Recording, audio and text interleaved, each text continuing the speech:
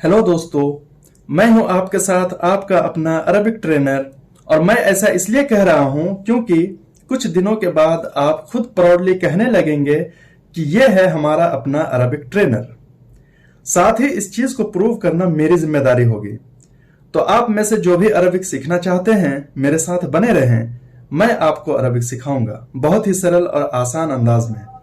तो चलिए बिना किसी देरी के आज की क्लास शुरू करते हैं।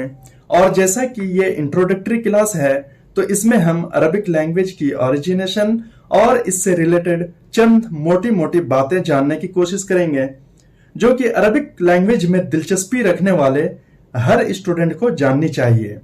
तो आइए अब बिना किसी देरी के हम आज की ये इंट्रोडक्टरी क्लास शुरू करते हैं। दोस्तों, अरबिक दुनिया की पुरानी जबानों और भाषाओं में से एक है। ये अपनी फसाहत यानी एलोक्वेंस और दानाई यानी विजडम के लिए जाना जाता है। ये यकीनी तौर पर मालूम तो नहीं कि अरबी जबान असल में कहां से आई है।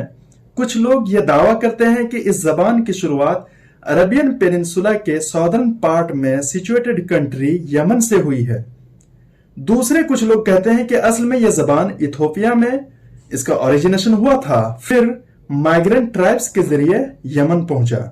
लेकिन जो बात यकीन के साथ कही जा सकती है वो ये है कि ये यमन से अरबियन पेनिनसुला के बाकी हिस्सों में फैला।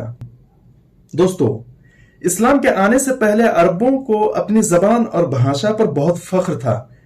जिसे वो अरबों की जबान या भाषा कहते थे वो शायरी में मुकाबला करते थे और अरबियन पेनिनसुला का हर कबीला, हर ट्राइब अपने अपने अरबिक स्टाइल में एक दूसरे पर बाजी ले जाने की कोशिश भी करते थे।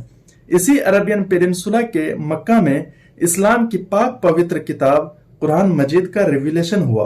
इसमें किसी तरह का कोई ऐब नहीं था, कोई खराबी नहीं थी, बल्कि यह लिटरेचर के पर्सपेक्टिव से रोल मॉडल था जिसने बहुत से लोगों को हैरान किया और उसके मैसेज को पढ़ने फिर इस्लाम कबूल करने की तरफ लोगों को अट्रैक्ट किया।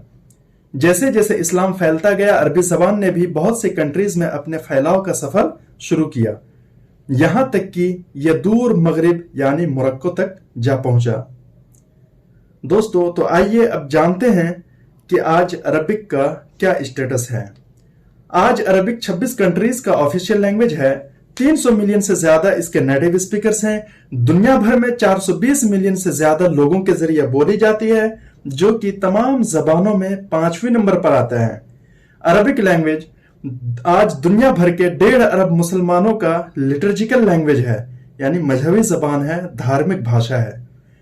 जहां ये 26 कंट्रीज का ऑफिशियल लैंग्वेज है तो वहीं ये 3 इंटरनेशनल ऑर्गेनाइजेशन का भी ऑफिशियल लैंग्वेज है।